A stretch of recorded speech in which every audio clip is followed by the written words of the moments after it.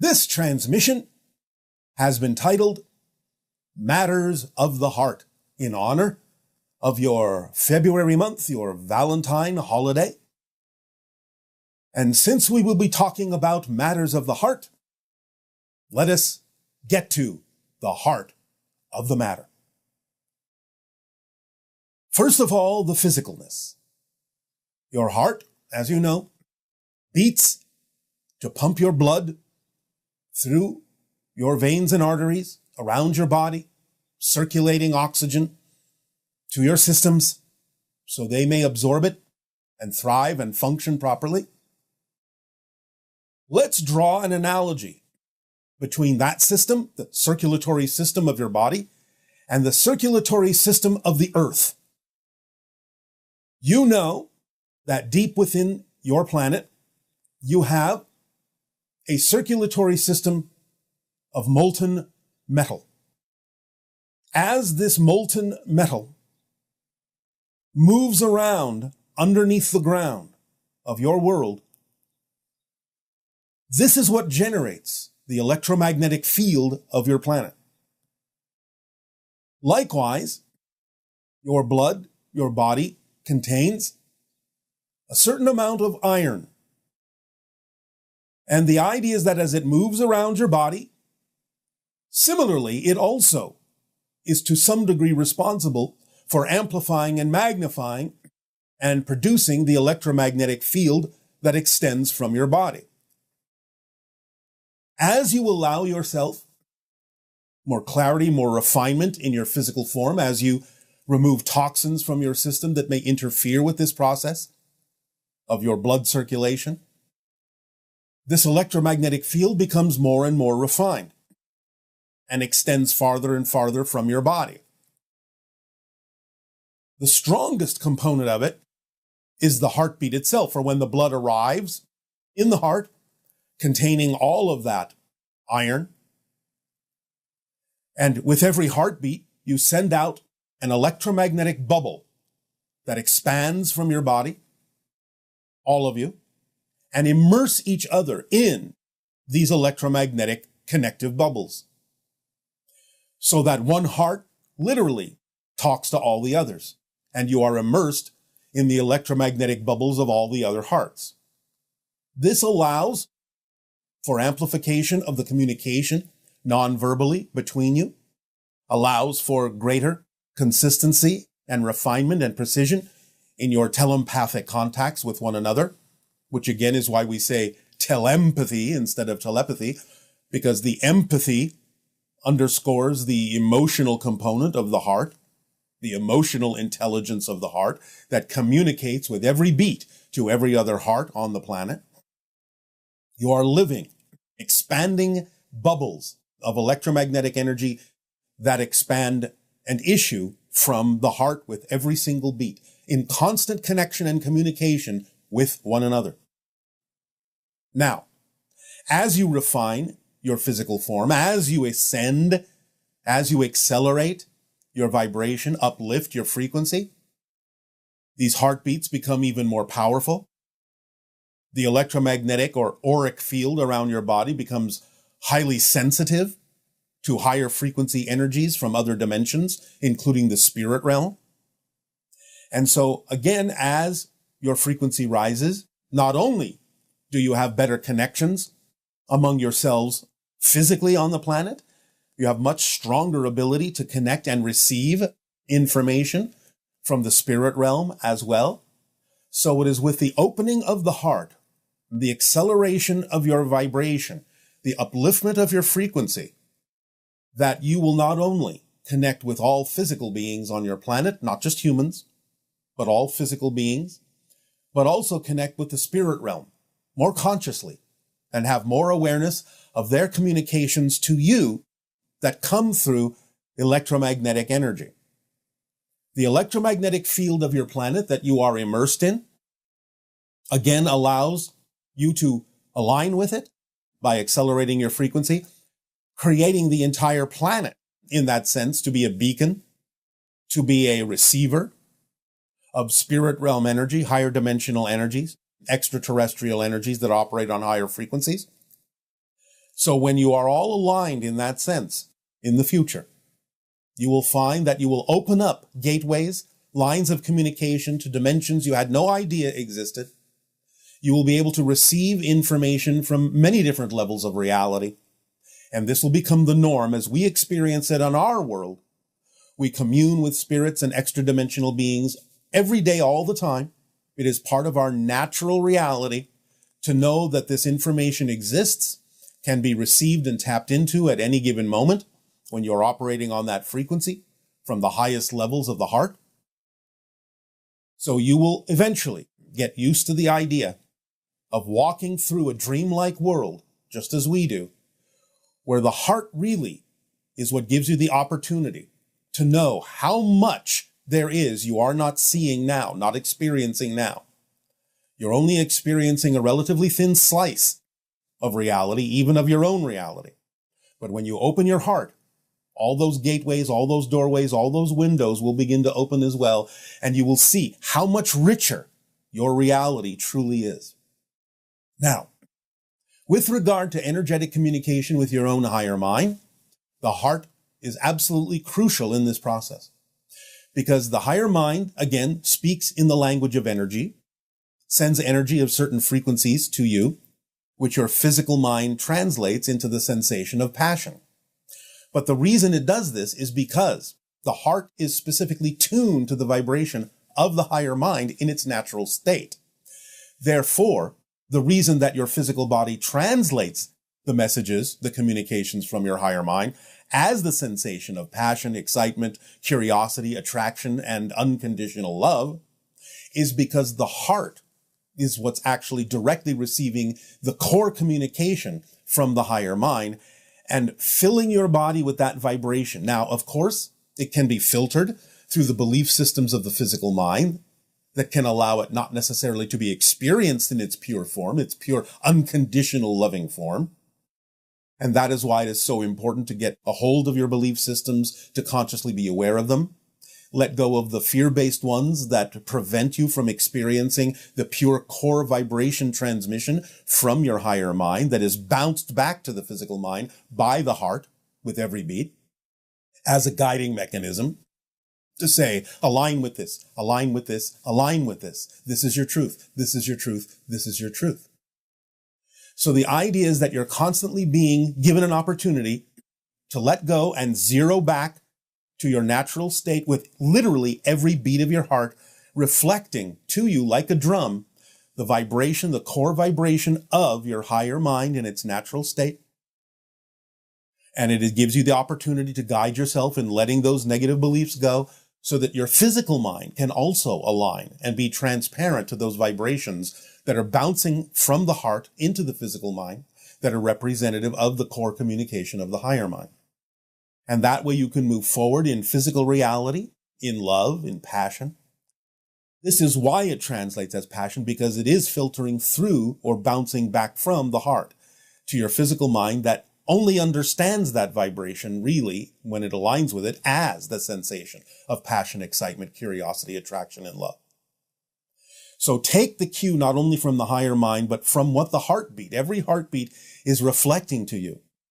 That passion, that curiosity, that excitement, that freedom, that love is truly your core frequency, your natural state. And move forward, choose to move forward in that way. And you will be at one, at peace, in total freedom and joy, in love, by listening to your heart, which has its own mind in a sense, connecting to the higher mind. And between the two, with the physical mind in the center, between those two, you can be guided to remember your true self and live a life of pure love, joy, creativity, and harmony by being the true individuals that you each are, that you were created to be. That is your path in life. In this month that you honor the idea of love and the heart, in February and your Valentine's Day, and reach out also to all the different peoples and all the differences on your world in a loving way, to incorporate and embrace everyone in their own truth and free them from their own limitations by being the living examples of someone living their truth, living from their heart and head in unison, in harmony and higher mind. Do so not only in this month, but in every month and in every year. And you will change your frequencies and navigate yourselves to the versions of Earth that already coexist that are far more representative of the heart of love and the experience of ecstasy and joy. So, we thank you for allowing us to share this heartfelt message with you. And in return, we ask, in what way now may we be of service to you? You may begin, if you wish, with your questions and comments and dialogues. Good morning, Bashar. Good day, good day. How are you today? Perfect, as in every day. And you? I am well. I'm very excited. I'm all the way from Australia. It's very early here. Oh, I'm all the way from Ascension. So exciting. I have a couple of questions for you, Yes. if you wouldn't mind. I do not mind. I want to talk to you about the timeline splitting. I know that we're in the process of them eventually crystallizing and not being able to see other people in our own, our own reality that do not vibrate with our frequency. Yes. I want to talk about personal relationships like our family and friends.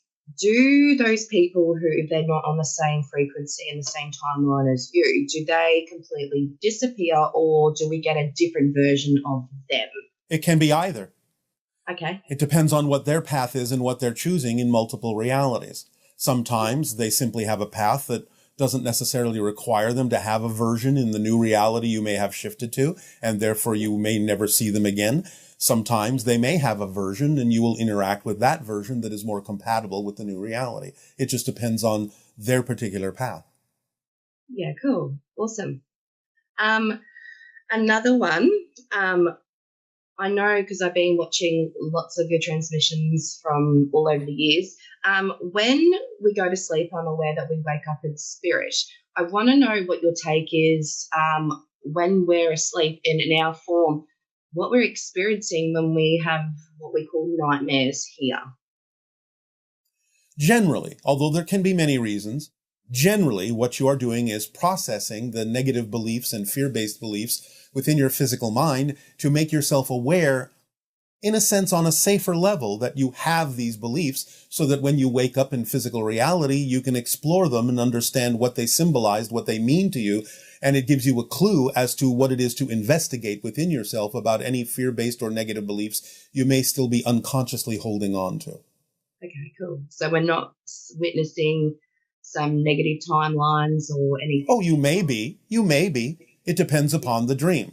But again, for the most part, even if that's the case, it's still showing you a connection you may be creating to those things so that you can decide for yourselves whether to use them in a valuable way, learn from them in a valuable way, or process them in a way that is valuable to you here and now. Okay, cool.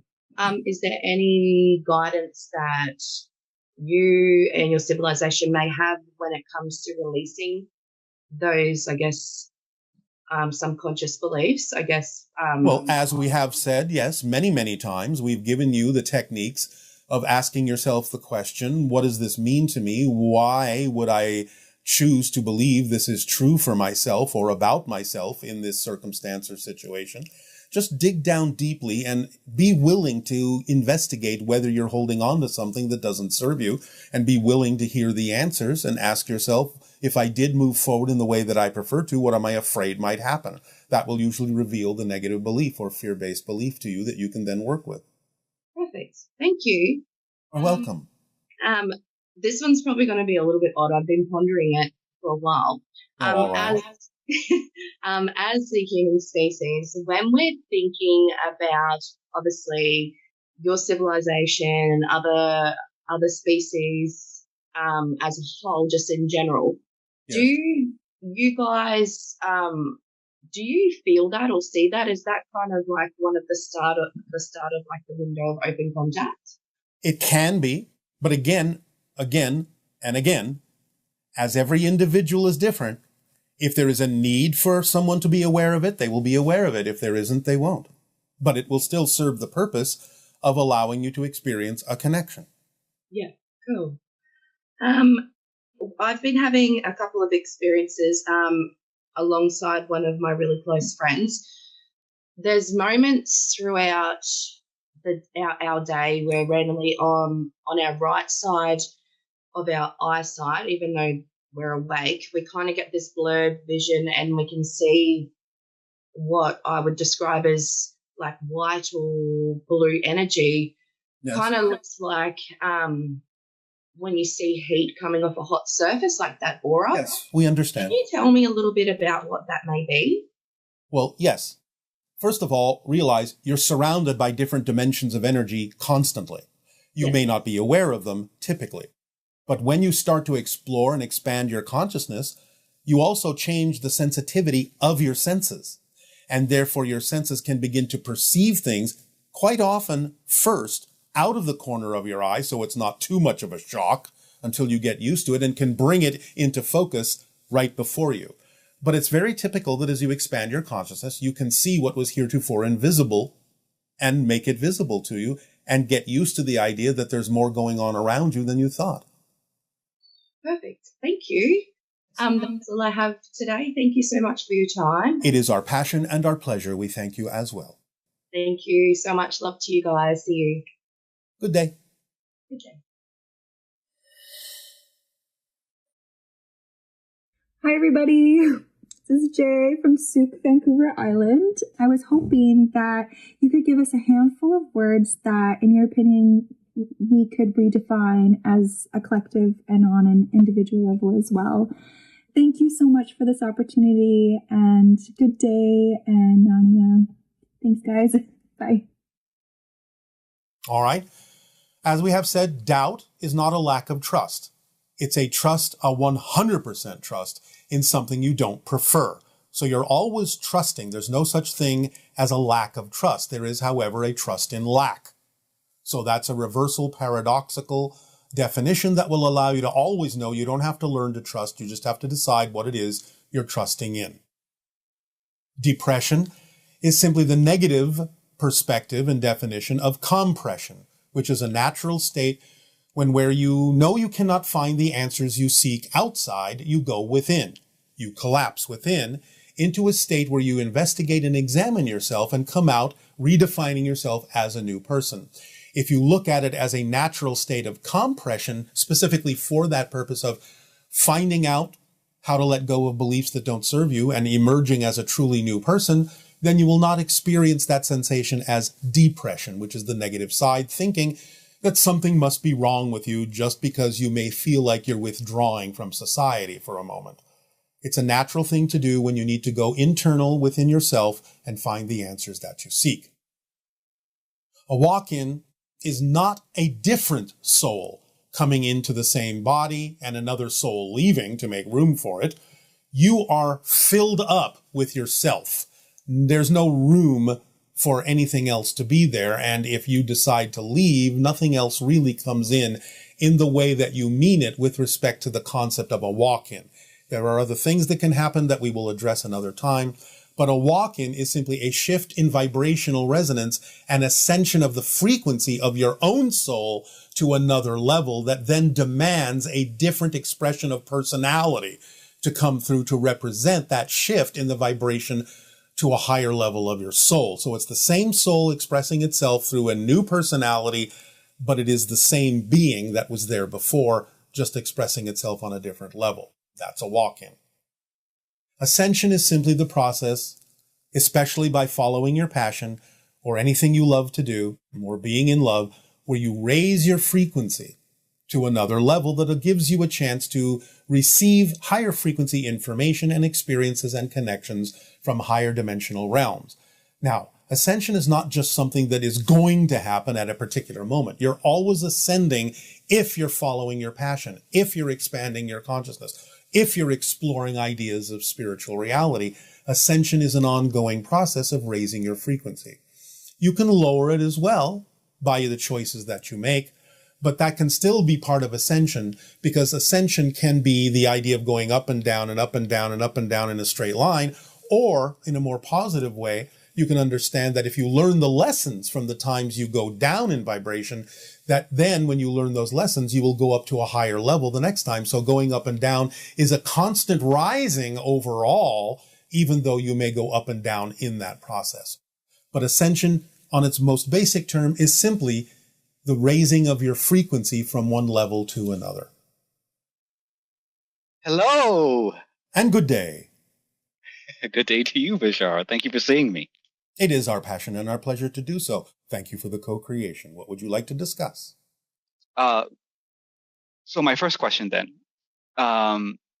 Last time we spoke, you advised me to ask myself what am I afraid of would happen if I were to truly be myself and to truly let go. Yes. The answer I received was that I am afraid that all the pieces of me would fall apart and be lost, that I'm identifying so strongly with my labels. Well, all right. But if you understand the whole concept from a holistic perspective of being yourself, why would you lose anything that was actually relevant to actually being yourself? Anything that would drop away would be those things that are no longer relevant for who you are. So you may have been afraid to lose the familiarity, thinking that you would wind up not knowing who you were, but that's contradictory to the very definition of being your true self, which would open up your awareness to the point where you would know exactly who you are. Do you have any advice for those of us that feel so strongly attached to these things that we think we are on that journey? Well, continue your process of examining who you actually are compared to who you think you are, and allow yourself the time and the space to go through that process. You don't have to rush this. You can take your time, the whole point of your life anyway. And so explore as you wish, but as we often suggest and encourage you to do, follow the formula, because it contains all the things and tools necessary to reflect back to you whatever it is you need to look at, whatever it is you need to process, whatever it is you need to let go of, to gradually or quickly become more and more of who you are. So there's no hurry up about this. You're not racing against time or anything. You're an eternal, immortal, in that sense, being, indestructible. What's your hurry? Very true.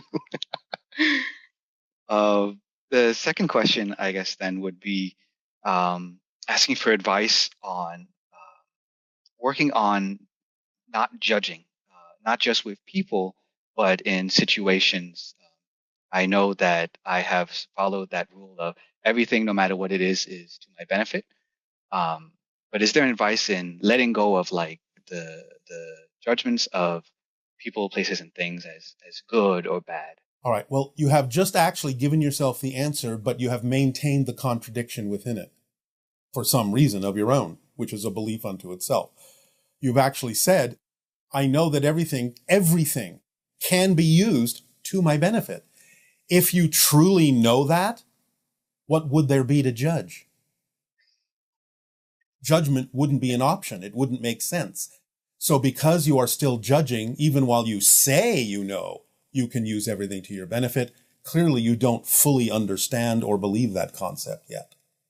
Yes, you're right. I know. Is there any advice on deepening of that understanding? Yes. Stop asking for outside advice and just know that you understand more than you think if you would only act on it fully. Mm-hmm. Yes. You're worthy. You are worthy or you wouldn't exist. So you're capable of allowing yourself to understand these concepts and practicing these concepts until you fully ingrain them within who you are.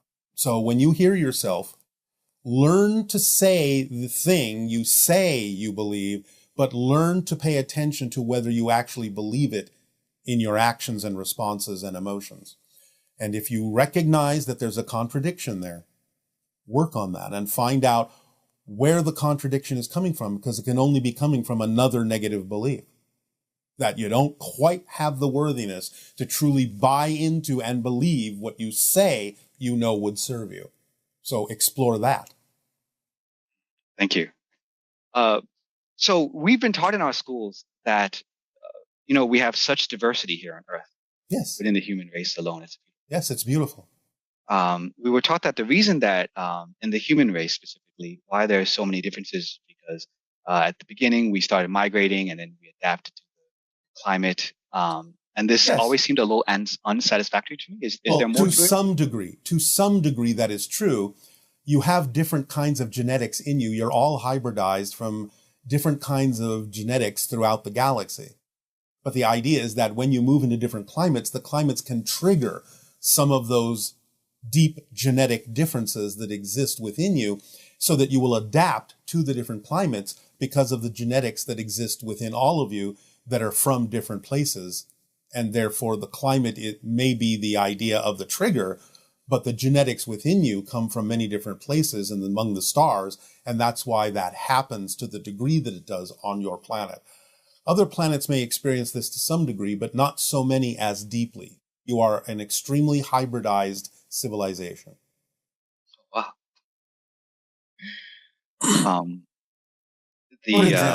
For example, yes. on my own world.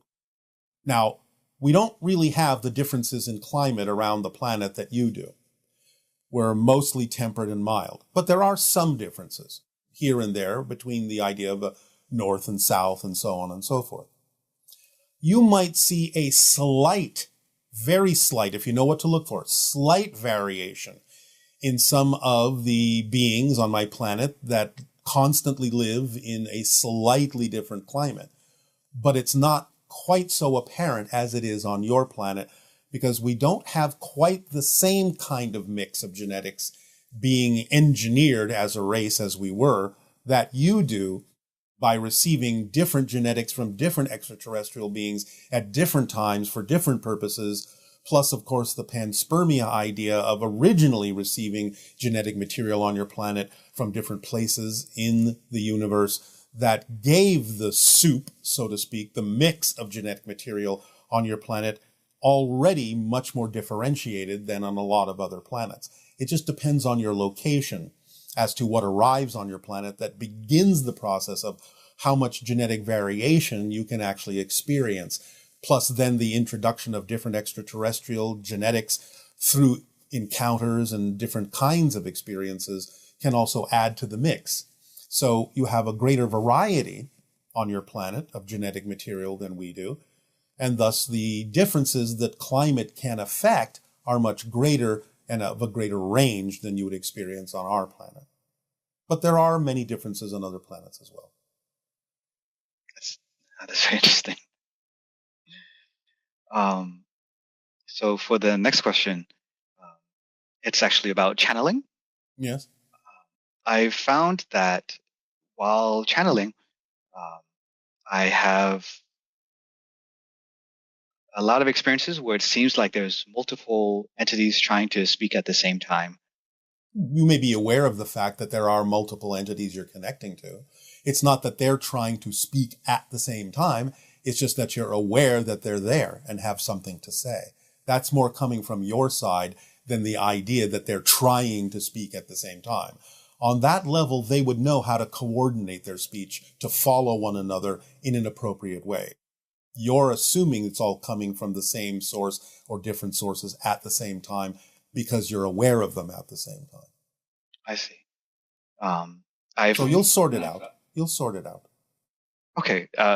I've had experiences that, from what you just said, I've created then, where I've had like I'm channeling for one entity, and then another one comes in and says something kind of like different, and then the other one's like, "Shut up! I'm not like not shut up, but like again, don't listen to that one." It's being filtered through your physical mind as to how you're interpreting what's being given to you. That makes sense. Yes, I know. That's why I said it. Right. So we thank you for today. Go and have some fun. Thank you so much. You are welcome. Good day. Good day.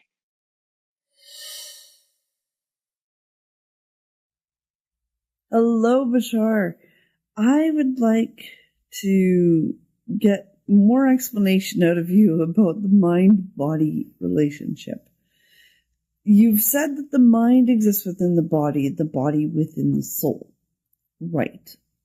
But that's pretty vague, I think. Like, when you say mind, does that include the higher mind, or is it just the physical mind?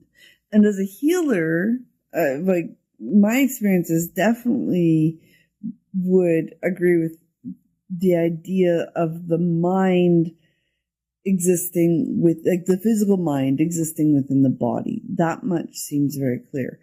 But logically, I still grapple with that one, because our physical health is so impacted by the beliefs and definitions that we have in our mind. So it would appear that the body is subject to the mind, even though I know that can't be, that the mind has to be subject to the body. And I would love some great examples, or at least one good example, of how the mind is subject to the body. That would be helpful. Please comment. Thank you very much. All right. Well, in some cases, you're accurate, and in some, you're sort of mixing your metaphors. But to start simply, often, in most cases, when we say body, mind, and spirit, the spirit part is what represents the higher mind in that definition or in that example. Although we understand that spirit can be a different thing, although it still includes the higher mind. So the idea is that, yes, your body can be conditioned by the mind, and the mind can be conditioned by the body in a sort of cyclic feedback loop. What you believe yourself to be, what you think of yourself as, can have an effect on how the body behaves. And how the body behaves can reinforce or have an effect on who you think you are, or what you believe about yourself to be true. So that kind of works in tandem with one another. The idea is that the higher mind is above and beyond the idea of the physical mind. Physical mind is simply that which allows you to have a physical experience expressed as the idea of a physical body, because that's just a projection of consciousness, as all physical reality is. So the body is, in a sense, the spirit projecting a portion of itself in a certain way that experiences itself as a physical being. And in order to experience oneself as a physical being, you have to have an organizational pattern of energy within that physical being that represents the physical mind, so it can be aware consciously of the experience it is having. The soul, as we have said, is sort of like unfired clay. The spirit is the ceramic that is the fired clay that represents the particular specific experience you're having as a particular physical identity, and therefore is contained within the oversoul and the soul ultimately. But the higher mind is a splitting of the soul into the non-physical guiding higher mind, and the physical mind having the physical experience. Once the physical mind exists, then the body is subject to the belief systems in the physical mind, and again, the body can reinforce those particular physical beliefs within the physical mind. We do not know if this is a clear enough explanation for you, since we're not interacting with you. But generally speaking, you have the oversoul, the soul, splitting itself into the non-physical higher mind and the physical mind, which then can have an experience of creating the spirit that is then once again taking that specific physical life experience and incorporating it back into the soul's experience and feeding that back into the oversoul's experience, which feeds it back into all that is. Hello, Bashar. And to you, good day. So nice to connect with you again. Thank you so much for this wonderful opportunity. It is our passion and our pleasure. Please speak up. Sure. I also want to thank you for that monologue. My heart is definitely racing after listening to that. Oh, all right. I had some questions for you that are a little off topic, if that's okay. All right. That's all right.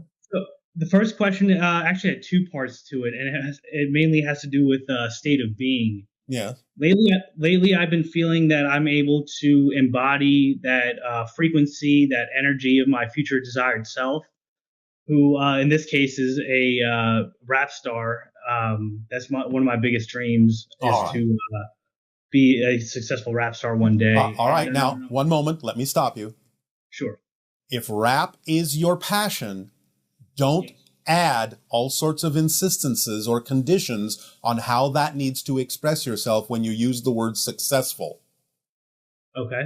Because the meaning you may be giving that may not be, it may be, but it may not be the meaning that actually serves you. So you are successful when you are simply expressing your passion in any way, shape, or form. Don't necessarily limit it by putting conditions on what you think being a successful rap star looks like for you. Watch your insistences. So I'm really glad you said that. Is that maybe my negative ego coming into play, thinking that it's mostly your training. It's mostly your training saying, well, this is the only way that can actually look. Just relax that definition and be open to the idea that there may be other ways in which that can be represented as successful. You don't know. Just because I can't imagine it doesn't mean it's not, there's not some higher maybe reality. You use what you can imagine. You use what representation you do have as a way of getting you excited, but you drop that particular representation and stay in the state of being to allow the higher mind to bring you the way that actually works best for you. And it might be what you envision, but it might not be. So don't limit it by insisting on the particular way in which you've been taught to think. Just use it to your advantage to get you excited, but don't insist on that picture because it could happen some other way that could be many times better. Yeah. Again, I'm really glad you said that. It feels like I've heard you say in the past it's about state of being. Yes. And it seems like I keep making my goal or my state of being conditional on on having it to look like a certain thing in order for you to determine that you have been successful. Let me put it to you this way through an example. Okay. Let's just say all of a sudden synchronicity, and I'm not saying this is going to happen, I'm just opening your mind up a little bit. Sure. Let's say synchronicity suddenly brings you an opportunity to arrive at a children's hospital. And in that children's hospital, you do your rap for those children to allow them to feel more excited, more healthy, more uplifted. Now, what if that's all it turns out to be? Would you not know that you would still be getting absolute joy out of that, even though it's not traditionally what many people would think of as a traditional music career? Right. Right. So, no, I absolutely, yeah. All right. So allow for different ways in which you could be of service by expressing your joy and your passion and your gift. I'm not again saying it has to limit itself to any one way. You may be doing it 12 different ways. But the idea is that if you only insist that one way is the way, you will never experience the idea of the 11 other ways it could also be. That's deep, Bashar. I'm really glad. My follow-up question to that is like irrelevant now, but I'm trying to process what you just said. It's not that difficult. You understand the concept that I'm telling you. Yeah, I think it comes down to this fear that I have. Actually, I have a couple of fears, but one is that I'm gonna follow the formula. Act on my passion, make music, and then I'm going to be 40 years old one day, living under a bridge or something. And well, that's extremely interesting that you would pick that kind of a scenario as the logical outcome of following your passion, which means you have a completely contradictory definition of what your passion is all about. Because you're saying, if I follow my passion, something that's not representative of my passion might happen. That's an absolute impossibility. Or even if it did happen physically that way, it would actually be representative of your passion and you wouldn't mind it. So the idea is to trust that the state of being will express itself through any outcome that is truly representative of your passion, no matter how it looks. What if living under a bridge for a day, a week, or a year actually improved your ability to deliver your rap songs, because now you've experienced a slice of life that allows you to go deeper in the content that you will share with other people. Would that not be part of your passion? I'm definitely starting to see Yes. what you're getting at. That's All right. very, very enlightening. Yeah, I guess, and then it goes to another fear that I have of actually making it, big one day, and then it feels like, Yes, you can't handle it. Yeah, maybe just like every move I make would be under a microscope, and then so what? So what? Yeah. So Yeah. what? That's your mantra. So what? Because again, if you understand that you are truly in alignment with your passion, Yeah. whatever it is that happens is going to be an expression of that and will actually feel correct. Now, if it doesn't feel correct, that gives you the opportunity to examine the fear-based beliefs within you to make sure you actually are following your passion, because maybe you took another course that really wasn't representative of it, and the feeling is guiding you back into the true path for you. Or again, it gives you the opportunity to let go of that fear-based belief so that you can truly feel where you are as being representative of the outcome of your passion. I feel like on either case of either of those fears, those two extremes, the underlying fear is just embarrassment, or maybe like feeling humiliated or something, making a mistake. So definitely something to... All right, but if you make a mistake, isn't that something you can learn from and do differently next time? Right, especially if I define it in the most positive light possible. Exactly. How you experience anything is how you define it. Nice. So I'm not saying you suddenly recognize negative things as positive things. I'm saying you recognize that even when something is generated by a negative experience, you can still get a positive experience from it if you stay in a positive state. Remember, that is one of the stages of the formula. You stay in a positive state no matter what happens, so you can get the benefit out of it. Right.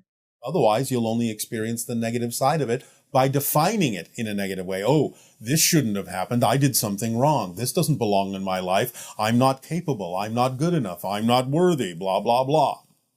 And then if that's what you prefer, then that's what you'll get. Right. Awesome. So glad you said that, Bashar. Thank you so much for your time. It is our passion and our pleasure. Really appreciate it. Till next time. Good day. Good day.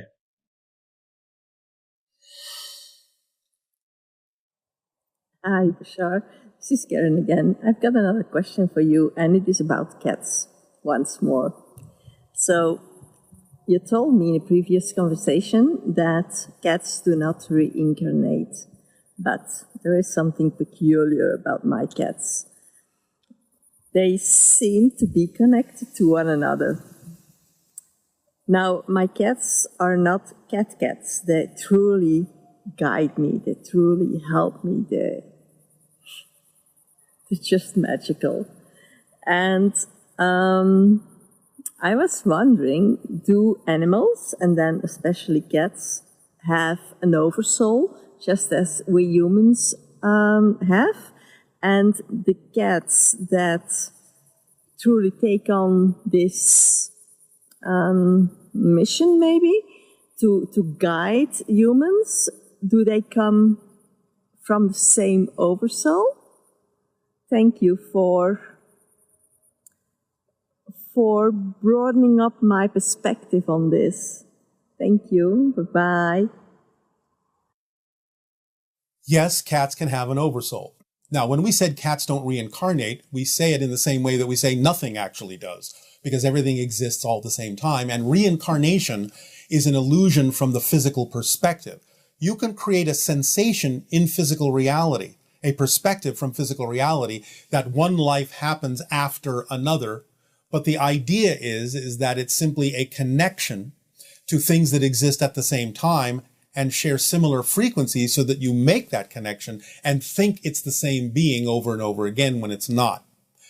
Different extensions of the same oversoul happening from the oversoul's perspective at the same time can play out in linear time-based physical reality as if they're in different times, all connecting back to the same oversoul. So reincarnation is the experience you can have from the physical perspective, But mechanically speaking, there's no such thing for humans, animals, or anything else, because everything exists all at the same time, and you make energetic connections to all these other things to create a linear continuity between them that makes it seem as if reincarnation is the mechanism, when all it is the experience from a particular perspective.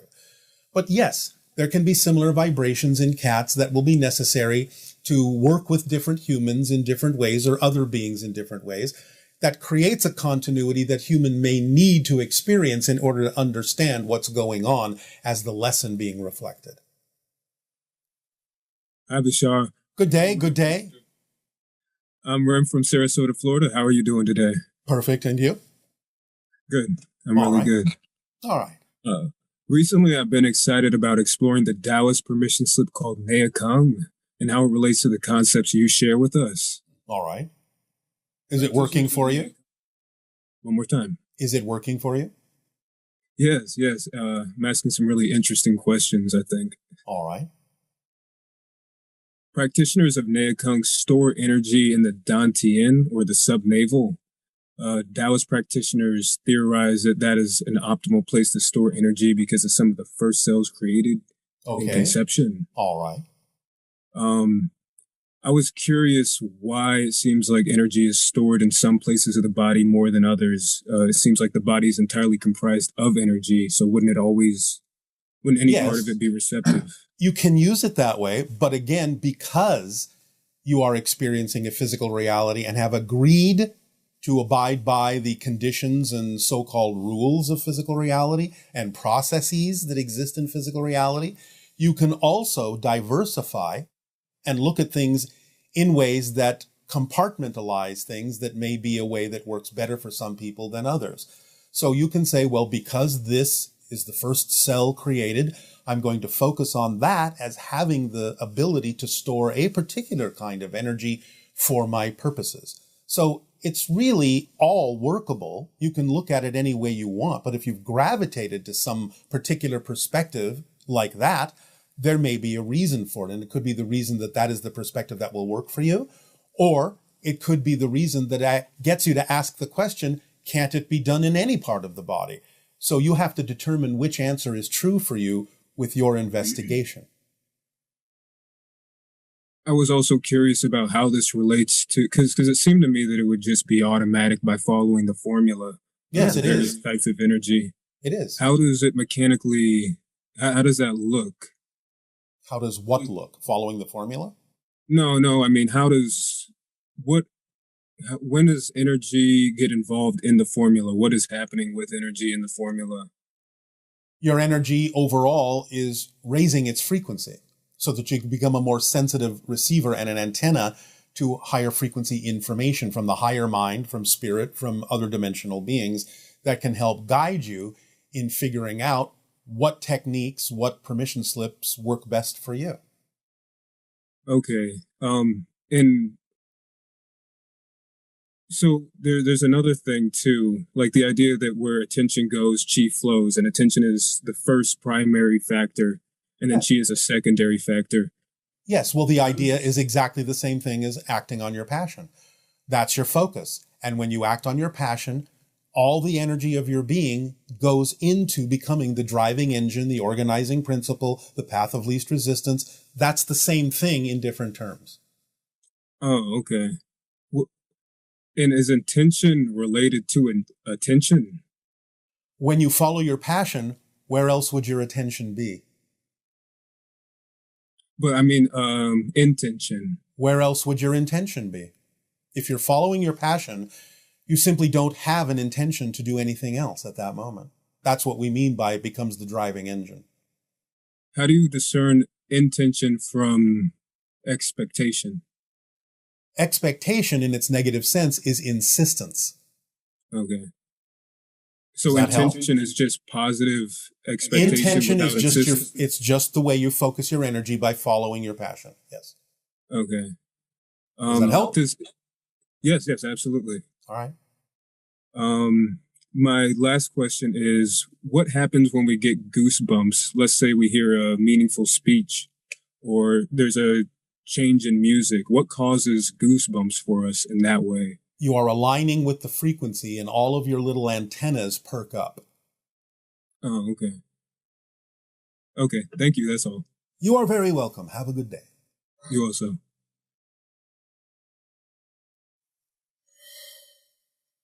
Hi Bashar, it's Dami from Israel. Can you tell us more about the moon, the way it changes monthly when it's getting half full and then getting smaller? I suppose that every cycle has its own energy. So can you tell us how can we use this energy that the moon gives us in every cycle so we can benefit our lives? And also, how does it connect to the women's monthly period? Thank you. Well, energetically, they are deeply connected with the vibrations of emotionality. So you can explore different aspects of your emotionality during the different cycles of the moon. If you're asking for a physical explanation, well, you can look that up on your own in your internet because it's easily understood why there are different phases of the moon with regard to its position in its orbit around your Earth relative to the sun.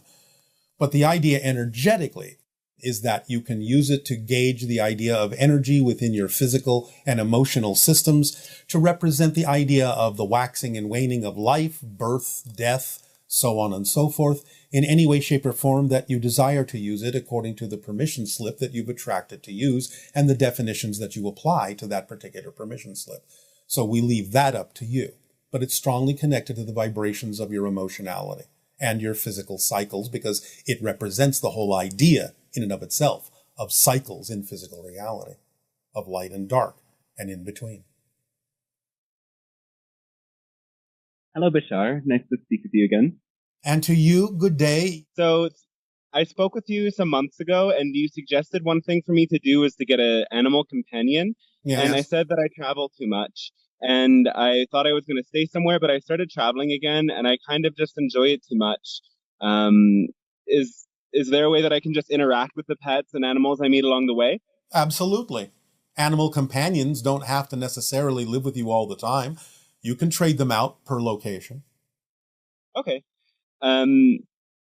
What I noticed about the animals that kind of made a difference is how cats can kind of come and they want affection and then they go away. Yes. Is that sort of what you were suggesting? It's like you don't always need it. It just comes and goes. Correct. And cats are very adept at sensing exactly what you need and sensing when you don't need it. Yeah. So about the subject of traveling, I really wish to keep traveling a lot. All right. We'll keep doing so. Though I also thought about buying land as an investment in a place that really feels like somewhere I keep coming back to. All right. Well, you can do both, you know. I'm not sure if I feel excited about it because it feels like a lot of work, and my main motivation is kind of financial. So I don't know. All if right. It's Stop. You have to examine whether or not you're dampening the excitement with your negative definitions. Because when you say, well, I'm not sure if I feel excited about it, then obviously you don't feel excited about it. And the idea is that you have to determine whether or not you're killing the excitement with your definitions or whether it's truly not your excitement. So you have to have honest self-investigation about all the things you think that buying land is going to do that will bring you down to a level where you won't enjoy your life, and find out if those definitions are actually true or if you're just buying into things that have nothing to do with what could actually be experienced by you. So when you do that, you will know clearly whether or not buying land is truly representative of your passion or not. And if it does turn out to be representative of your passion, then by definition, buying land would never interfere with any other expression of your passion like traveling. They would work harmoniously together. Thank you. That's very clear. All right. Is there anything I can personally do to accelerate the open contact besides following the formula and what I'm already doing? No. Okay. I've had this idea to make an open contact festival or retreat or festival specifically for those who are excited about ET contact. That's a good idea. That's a good idea. And since that's an expression of following your passion, that's what will accelerate the possibility. Okay. But is there anything specific about that you'd suggest? Do what you believe needs to be included as long as it's in alignment with your true passion. Okay. It will be exactly what it needs to be. I also want to expand my audience and share more of my gifts. Do you have any suggestions for that? Can you put yourself farther out? Can you advertise yourself broader? Yeah, maybe I need an assistant for that because it's kind of challenging. All right. Allowing yourself to attract an assistant can be representative of your passion. We're not saying you have to do every single aspect of something you're passionate about. Attracting someone to help you can be part of your passion. Okay. I often get caught in like comparison with other channelers and energy workers and astrologers, and I When feel you like say you get caught, what do you mean? like I compare myself, or I think that I'm not good enough. Or You have no business comparing yourself to anyone. You're unique, they're unique. You cannot compare yourself to anyone. It doesn't work. So you have no business doing so. Okay. Do it the way that works for you. Okay. So I have a question about like moving too fast in life. I feel like I move really fast and I really love it. And then slow down into your true pace, and you will move as fast as you can possibly go. Sometimes you have to slow down to go faster. If you are moving fast truly because you love it, then that's one thing. But if you're moving fast because you're desperate to think that you might miss something or won't accomplish something, then you're doing it out of fear and it's not your true pace. Your true pace will feel fast enough when you align with it. Okay. So again, always examine why you're doing what you're doing in the way you're doing it. If you're doing it because you think you're going to miss something, then that tells you you're doing it from a negative fear-based reason. Slow down and trust that the way your life unfolds and the rate at which it unfolds is perfect. When you find the true pace, it will feel absolutely correct, and everything that happens will fall into place in perfect timing. Remember, it's not about time, it's about timing. And what about if I have a lot of like desires or cravings for like coffee or cacao, things that make me move faster? Again, you have to examine why you're doing that. Because again, if you're doing it for negative fear-based reasons, it's not going to work for you and it will burn you out. What's your hurry? What is your hurry?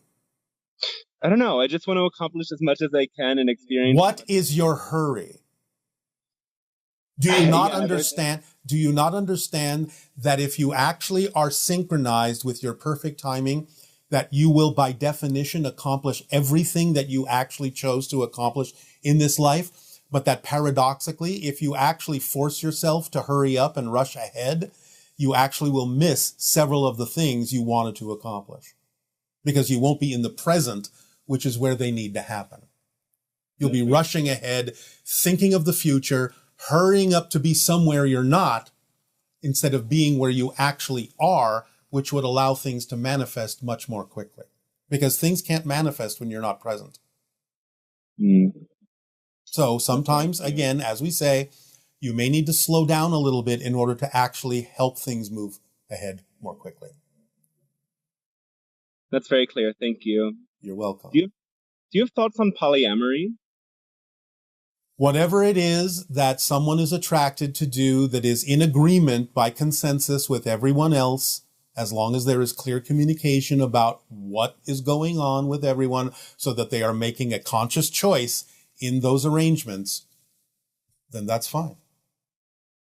Is there a way to kind of transcend jealousy in those settings, or is that always a part of our human experience? No, it is not. Jealousy means you think you're missing something. That you're not getting what you need. It is a poor me situation. I'm deprived definition. Right. So you're not trusting the way your life unfolds, and you're not actually living your passion. Yeah. I finally met somebody who feels like a good match, but since that happened, it feels like I've like lost a lot of my desire. It's almost like I was more into the chase than actually having. I don't know if there's any way that I can really drop in. Then do an investigation about what it is you actually got out of that and the reasons for why you experienced it in the way that you did. You need some honest self-investigation about why you choose to do the things you do. So take some time to do that. Don't be in a hurry to do anything else other than figure out why you do what you do. That's what will help you the most. Thank you. You're welcome. when people exchange sexual energy or even kiss, some people say that there's like a DNA transfer and that people take on energy from others. To what extent is that true? And how long does that energy stick around? The idea is you are simply matching frequencies with the other being, and it sticks around as long as you desire to match frequencies with them. And then when you change your frequency... Some people are very dogmatic about that. I understand. Do you have any perspective on the importance of gay, lesbian, and bisexual people and other queer people in that planetary evolution or ascension? It is important for the evolution on your planet because it shows people on your planet that there are many different ways to express the soul and love. And on individual levels, is there something more significant that we can cultivate? Well, it can be. Yes, it can be, but we're going to leave that up to every individual who experiences it. That was all of my questions, too. You answered every single one. Thank you very much. You're amazingly synchronistic, and I love you so much. We love you unconditionally. Please move forward in your life in the best possible way for you, paying attention to why you do what you do. That's all you need to do. Okay. I hope to meet you soon. I hope that all of our extraterrestrial friends can land and we can have a big party. Someday that will be possible. I look forward to it. Thank you, Bashar. You are welcome. Good day, Bashar. How are you? Perfect. And you? Good day. Thank you very much. Bashar, thank you for this opportunity. I appreciate it. Well, you have co-created it with us, so thank you. Be honest with you, since I'm new to this, I don't know if I can wrap my head around the idea of talking to a society 500 years in the future, but this is... Well, you don't need to wrap your head around that. It's the information that is important. It doesn't matter whether you believe we are who we say we are. It's simply a methodology of delivering information, and if the information is applied in your life, the proof of the pudding, as you say on Earth, is that the information will make the changes in your life that are important. It doesn't matter whether you believe the source of the information if the information works for you. Oh, okay. Recently, I read a book on a lady's experience on a near-death experience. Yes. She talked in depth about how she levitated over her bed with doctors trying to save her life. She experienced, she listened to conversations down the hall. Yes. And these are all typical experiences in out-of-body near-death experiences. Right. So what I was really perplexed by is the communication to a higher frequency she claimed that she had with her father that passed away 7 years before, and then also a friend 3 years after that. Yes. She said words can't describe how efficient the communication was. And I was just wondering if you can elaborate on how higher frequency works, and if that's the same type, is that the same communication you have with other societies? Yes. The idea is that all information exists at the same time. Time is an illusion. So the idea is that when a concept is formed, all the information having to do with that concept is there all at once in a non-verbal way. The idea is that even going on in this channeling, in this transmission, when someone asks a question, all the information is there and it is delivered by us all at once. It simply takes time to unspool through the channel's brain and translate into the language that you understand, because I'm not speaking English. I'm simply sending telepathic thoughts, telepathic concepts that are whole unto themselves and contain every part of the issue all at once. Whatever then needs to be unspooled and translated into your language takes time. But the original communication is there instantaneously, all at the same time. That's how it happens in non-physical reality. There's no verbal communication.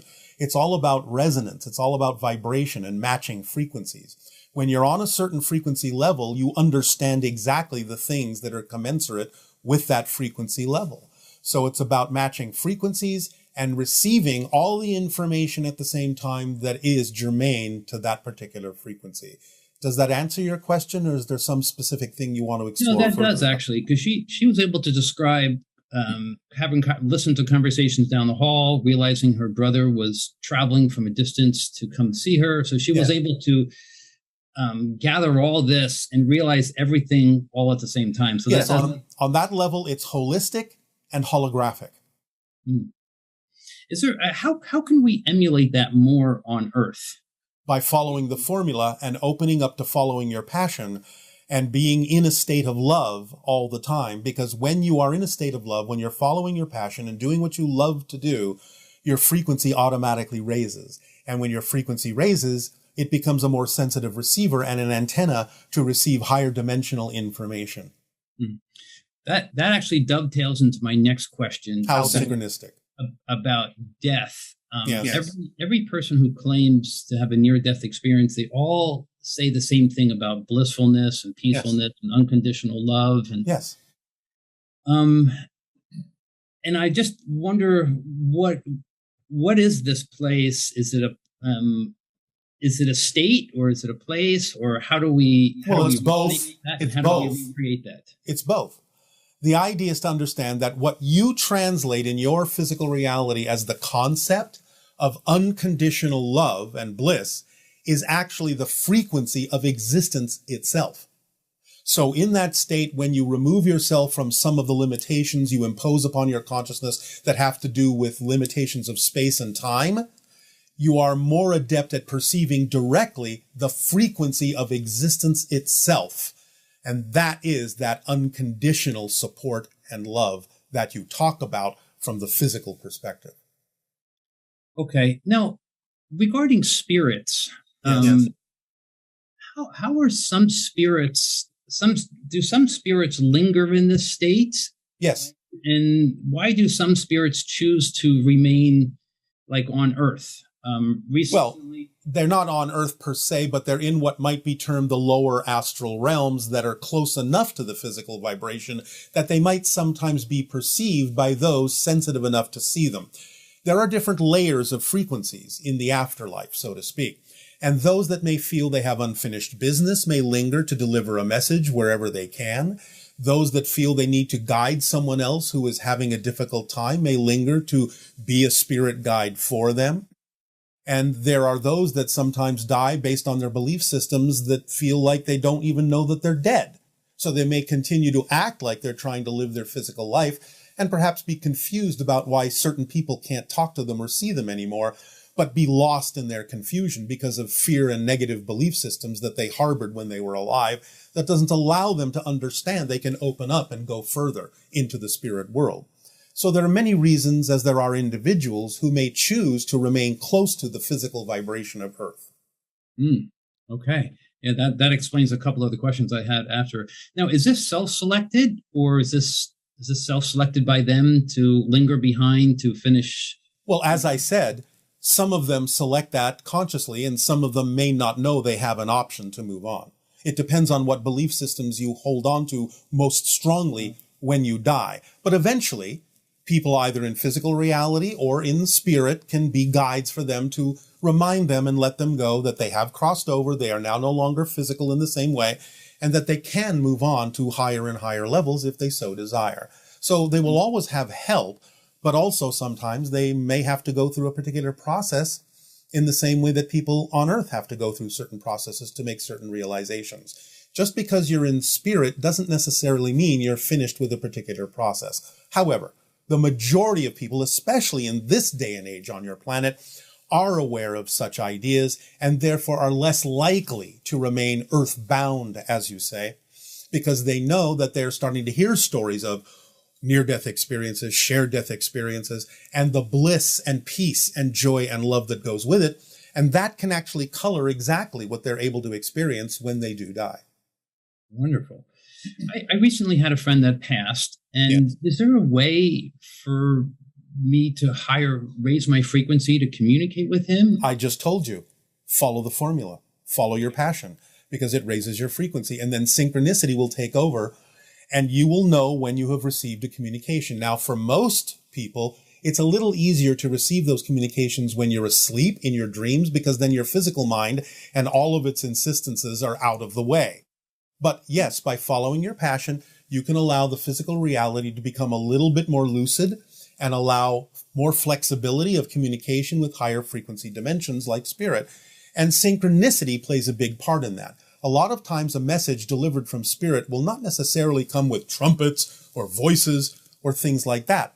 They will often use what's easiest and in front of your face already, by simply making a very soft suggestion that today on your walk you will turn left instead of right, because they know that if you turn left instead of right, you may overhear a conversation that reminds you of them or see something that reminds you of them, and then you will know that that unusual synchronicity, that unusual choice to make a difference in your walking path is actually a message saying, hi, I'm here, and I just had to tell you, just had to urge you to go one way or the other to know that there's a message from me to you.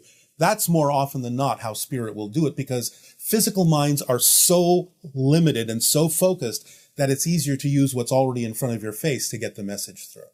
That's fantastic. One other thing is I recently heard an audio of this gentleman explaining, and he had a memory of his soul attached into a pre-fetus. Yes. And how he was scared and how he had to lower his frequency to get down to the fetus level. Yes. And how he rejected it the first 2 times and then it finally attached. Yes. Is that possible to have a pre-fetus memory? You exist eternally. And therefore, from a linear perspective, there can be a before this life as well as an after this life, even though everything exists at the same time when you eliminate the concept of time in a timeless state. So yes, spirits can experience certain ideas previous to the idea of making the choice to have a physical experience, and that can be many different kinds of experiences. Wow. The attachment process is interesting to me. Do the souls choose the fetus, or is the fetus choosing the soul, or is that selected by... Well, in a sense, from your perspective, it would be more like the soul choosing the fetus. You choose everything. In a sense, the fetus also has a type of consciousness that does match the needs of the soul. So it's by an agreement. But the idea is that everything is a choice. Nothing is by accident, really. You choose your family, you choose in many ways the situations and circumstances that you believe in that life you need to learn what you are choosing to learn for your own soul's growth and continuation. Wow. Thank you, Bashar. Appreciate it. It is our passion and our pleasure, and we bid you good day. Thank you.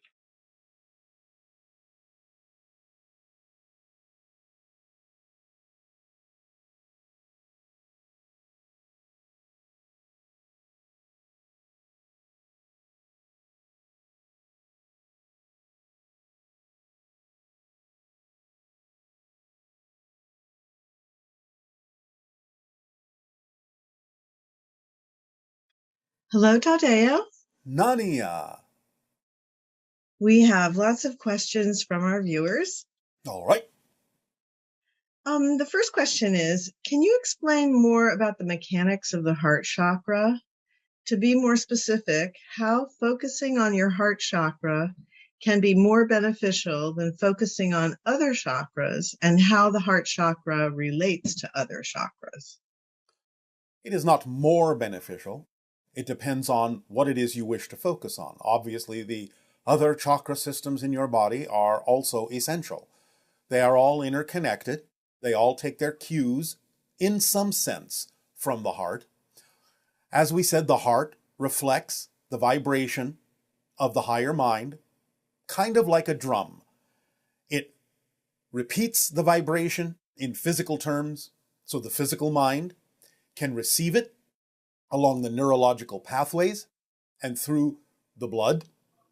But then, of course, the physical mind may have belief system filters in place that will color or filter or change that vibration, feeding back to the heart the degree of alignment or the degree of misalignment from the original vibration that was sent from the higher mind to the heart.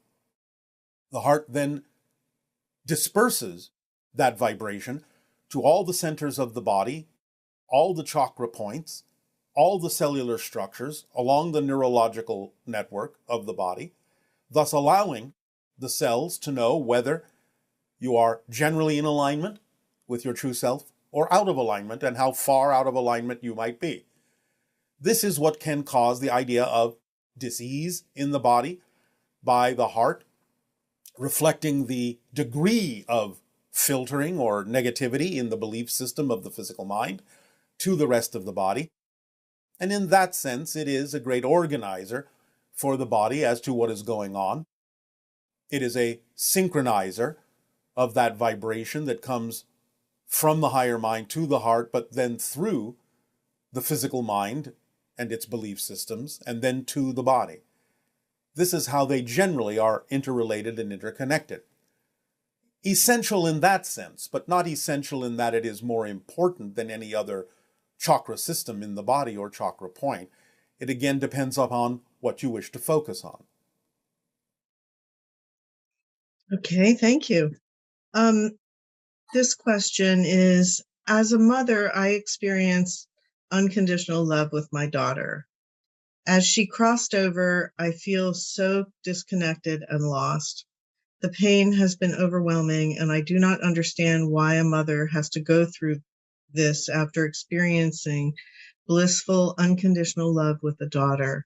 Why is this acceptable?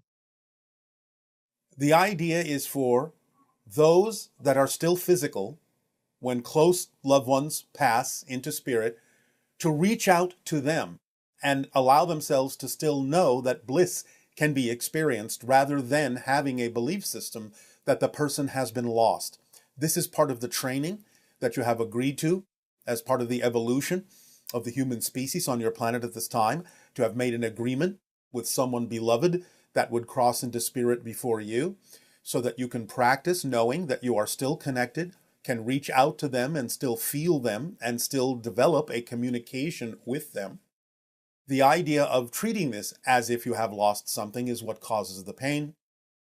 Allowing yourself to know that even sometimes by continuing to experience this or define it as a loss, allows you to experience communication from them as pain, as grief. If you would let go of the idea that they are lost or gone, that they are still very much present with you in a variety of ways, just on a different level, then you will honor the agreement you made with your daughter to allow her to stretch your consciousness into spirit so that you may experience the benefits of making those connections in your physical reality. This is a great favor and loving thing that she has done with you, to give you the chance, while still physical, to expand your awareness, expand your consciousness, and experience in your life the benefits of making a stronger connection consciously to the idea of her in the spirit realm. Thank you. From an absolute standpoint, is my conscious experience absolutely all that there is without anything being outside of it? Or do others have their own conscious experience outside of my consciousness? Does oneness not invalidate any separation, like something being outside of my consciousness? It depends on the level that you're looking from. In other words, you can have an experience of separation, which is what you have in physical reality. That doesn't mean you actually are literally separated. Again, the paradox is that you are using your connection to create an experience of separation. You couldn't have an experience of individual separation if you actually weren't connected to all that is. So in that ultimate sense, from that perspective, no, there is no outside. But from the experience of individuation, from the experience of creating the illusion of separation, then yes, you can have an outside, and there are many beings you may be unaware of that are having their own experiences. Your experiential reality only contains your versions of other beings. They exist in their own right, in a sense outside of you, and there may be millions of them that you do not experience because there is no reason for you to create a version of those beings in your reality experience. At the same time, this is all happening within the all that is, that has no outside. But you have to understand that you cannot necessarily mix your language that way. You can't mix your definitions that way in a coherent sense. You have to understand what level that you're talking from. When you say, is there really an outside? If everything is one, there shouldn't be an outside. Well, yes, on that level, that's true. But you're talking from the experience of having created the illusion of separation, which creates the illusion of an outside and many beings that you may not be aware of outside of yourself. Amazing. What happens to those people that have heart transplants or artificial hearts in relation to the multi-level aspects of, your native heart when you have a normal heart? Well, again, as many people on your planet have experienced, you may start picking up on some of the vibrations that were connected to the heart of the other individual and take on some of those qualities. In a sense, it is a way of making a stronger connection to another individual by actually having their physical heart in your body. It's one way to understand the connection that exists through vibration between all of you, whether you have a heart transplant or not.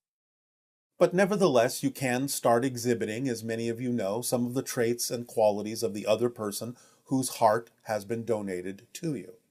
So, the artificial heart, in that sense, may connect you to a different level of consciousness that might be closer to the concept of artificial intelligence. So it depends upon the reasons why you have chosen to have that experience, what it is you have agreed to connect to, how it is you will utilize that connection, whatever it is, in your particular reality application to move forward in your life, and what lessons you can learn from the connections you have made to something that you consider to be other than yourself. Okay. Which kind of negative belief systems are behind the emotions of suffering, longing, and feelings of loss involved with unrequited love?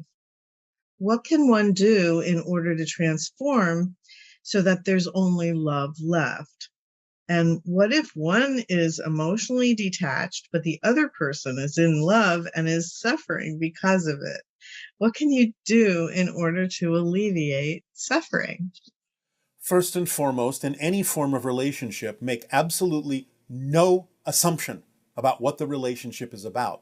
You don't know what it's about. No matter how strong it feels, no matter how strong the attraction, that doesn't tell you what the relationship is in your life for, because it can still serve many different purposes, even if you are absolutely attracted, magnetically attracted to someone, doesn't mean that it is a particular kind of societal assumption of what that relationship should look like in terms of how it plays out physiologically.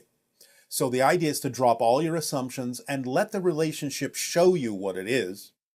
And the idea of pain and suffering in any love relationship, again, may have to do with beliefs in lack of worthiness, or simply definitions you have about what those connections mean that actually are not real in that sense, that are not relevant for what the relationship actually is.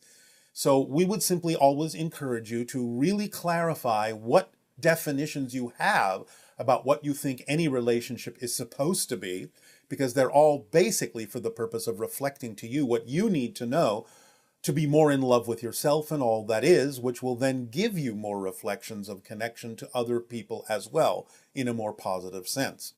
But all suffering and all pain is generally the result of the resistance to your true self, your natural self, and the imposition of belief systems and definitions that are out of alignment with who you truly are. Okay. How can I remain as my true, unconditional, loving self when my egoic self pops up and is very convincing as real? When I'm in a flow state, I can't see how I could forget my ego, and yet it comes and goes just like everything else somehow. What you're referring to is the negative ego. You will never lose the ego as long as you're physical, because the ego is the physical personality that allows you to have a physical experience. So it's not about losing the ego. It's about defining yourself as in alignment with it and letting it do its job, which is just to focus you on having an experience in physical reality terms. But the idea of making it in control, having it be a controlling factor, like you have to know what's going to happen, you have to know what kind of outcome is going to happen for you to feel like you're in control, and so on and so forth, is not the focus that it was designed to have. Its only focus as a typical natural ego structure, a physical personality structure, is to give you an experience of physical reality. So the idea is to go with your flow, knowing that the ego, being allowed to do the job it was designed to do, will simply give you the opportunity to experience what's happening, but the ego is not designed to know what's going to happen. That's the purview, shall we say, of the higher mind. So interesting.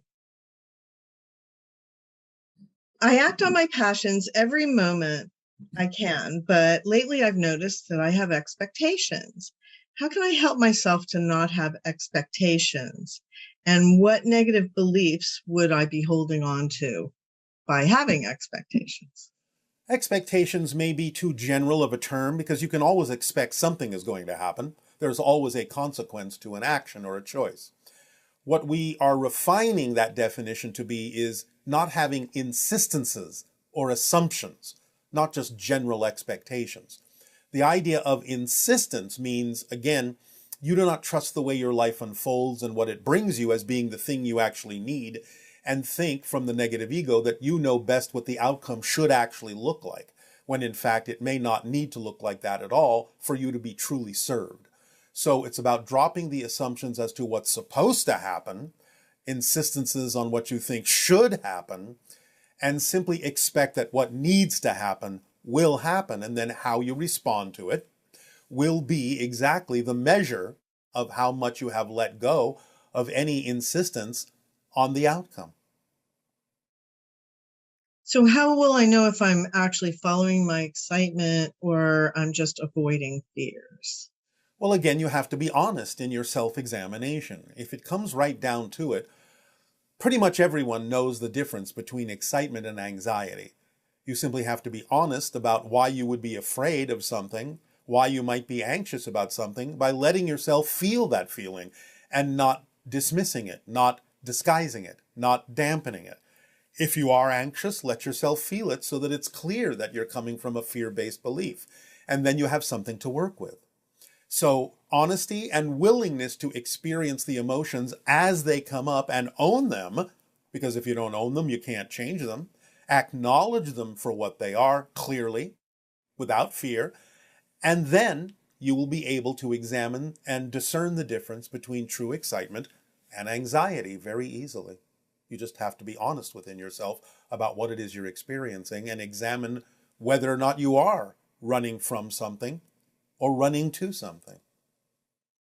Couldn't like your negative ego delude you into thinking that what is actually your passion is not, and make you think you're running from fear, based on whether you're more like a self-critical person that would lean towards finding fault with yourself, with the way that you're following your passion?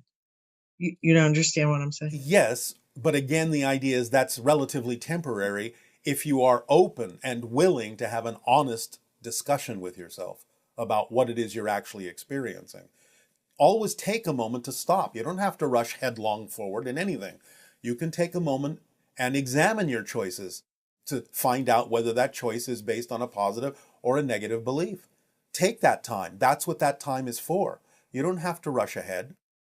So you will have the discernment if you understand that you're always willing to be open and honest with yourself and take the time to examine why you are choosing what you're choosing. That's the key. Why am I choosing this? How can I find out my belief system behind a situation? I understand honesty is very important, and I'm completely honest and willing to explore myself. But I always go into some loop when finding answers, and I don't know how to break the loop. How can I break that loop of trying to find out what is my hidden belief system? Explore the loop itself. In other words, the loop itself is obviously a fear-based belief system perpetuating itself and preventing you from moving forward. Therefore, you must be getting something out of it. The belief system within you must, in a sense, be convincing you that you're getting something out of looping. So ask yourself, what am I afraid will happen if I stop looping? What am I getting out of looping? It's obviously a procrastination mechanism. So again, it still takes honest self-examination, but the subject of the examination is the concept of the loop itself. It doesn't happen automatically. You have been convinced by some fear-based belief system that you should loop. It's not out of your control. It may feel like it, but it's not. It's a choice you're making to continue looping because you're afraid that if you stop looping, something worse will happen. So take that stance and explore what you believe might be worse if in fact you didn't loop at all. Is that essentially the same thing as like ruminating, where something happens, a person gets upset, and they just keep replaying it over and over and over in their mind? Yes. It's preventing them from moving forward because they have chosen to be in a loop of rumination. That should be your first clue that you're afraid that something worse will happen if you stopped doing that. It doesn't mean something will happen. It just means you're afraid that it will. Okay. How do I know the difference between a limiting belief system that is using my emotions and thoughts versus my actual thoughts and emotions that come through my heart? Again, we have answered this. Okay. You have simple, self-honest examination, and when you are willing to be open to that and truly clear and transparent within yourself, it's very easy to tell the difference between why you choose to do something and whether that is from fear and anxiety or from true excitement. Ask yourself, why am I choosing this? Why? How does this experience, even the negative one, serve me? Do I believe it safeguards me from something worse? You have to ask these questions of yourself, and you have to answer them honestly. So another question is, real anger is around 15 seconds, right? And then after that, it turns into judgment, basically. Yes. So how about other emotions like sorrow, sadness, shame, being hurt, and all that when you're continuing to experience that beyond, let's say, 15 seconds? All the same. It's all the same mechanism. And perhaps the idea, again, is better expressed as alignment. So guilt, shame, these things, again, are simply emotional components that in the natural state are simply matters of recognizing the difference between true alignment and how far out of alignment you may be based on the choices you made. It only takes about 15 seconds to have that sensation course through you and recognize that what that is a measurement of the difference between alignment and misalignment. That's all that sensation is. You're out of alignment.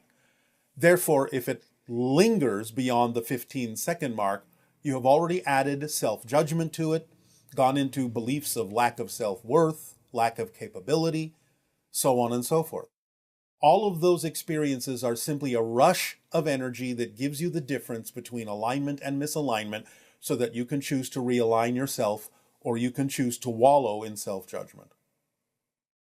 So actually what you just pointed out is that there's almost like a process of going into a downward spiral. It's like each step, once you buy into a negative belief at one level, then it takes you down to yet another level. Yes, it's like an elevator. You've pressed the down button instead of pressing the up button. But in terms of something like grieving, that would be a little different in terms of not... It's a little different, but not much. It's still utilizing a similar mechanism because, as I said, the only reason you really grieve is that you have a definition that you've lost something, that it's truly been separated from you, and that there's no connection remaining. If you change that definition, you would experience something quite different. So it may be slightly different as an expression, but it still utilizes the same mechanism. The definitions are creating a misalignment with what is true. And so in the future, when we have stronger connection to those that have passed over, will we be able to just talk to them in our heads as if they're standing there, or will it be something where we do it through a device? It can be any number of mechanisms. Ultimately, it can simply be you're talking to them because you can see and hear them, because you're matching a frequency that they exist on in their particular realm. So then the only other barrier perhaps would be the idea that you cannot physically touch the person, or you don't... Even that is not necessarily true. As we exist in our civilization, as what we are terming quasi-physical beings means we have traits of both physical and non-physical reality. Spirits can touch us and we can touch them. Wow. It's a matter of realigning your frequency. So you mean we could actually get to the point where, for example, the person who lost their daughter would actually be able to feel that they're in a one-on-one communication, talking and being able to hug? Or yes, if you look at your literature about the idea of what you call ghosts, you will find that there are many references to beings that seem so solid people on your planet don't even know they're looking at a spirit. So it depends on the reasons for that, and we're not going to go into that at the moment. But clearly in your literature and in your accounting of such meetings, you do have a listing of experiences where people couldn't even tell that they were speaking to a ghost. And that would just change our whole process. Once we get to that point, grieving will be unnecessary, I suppose. Yes, but of course, it's really backwards. Once you change to that point, grieving will be unnecessary. I see. According to our scientists, the Earth's core is iron nickel sphere. So does that mean that Earthlings have an iron heart? And in your opinion, what is the strangest material you've discovered at the core of a planet in our physical universe? And what did it mean for the life forms there? The idea, of course, is that you do have iron in your blood and your blood passes through your heart. In that sense, you could say, yes, you have an iron heart, energetically speaking. The most interesting substance we have found at the core of a physical planet is neutronium. The idea of everything being packed so tightly that it becomes neutral without a positive or a negative charge. The life forms that are connected to that particular world are unlike anything that you might understand and exist on a level of quantum fluctuations.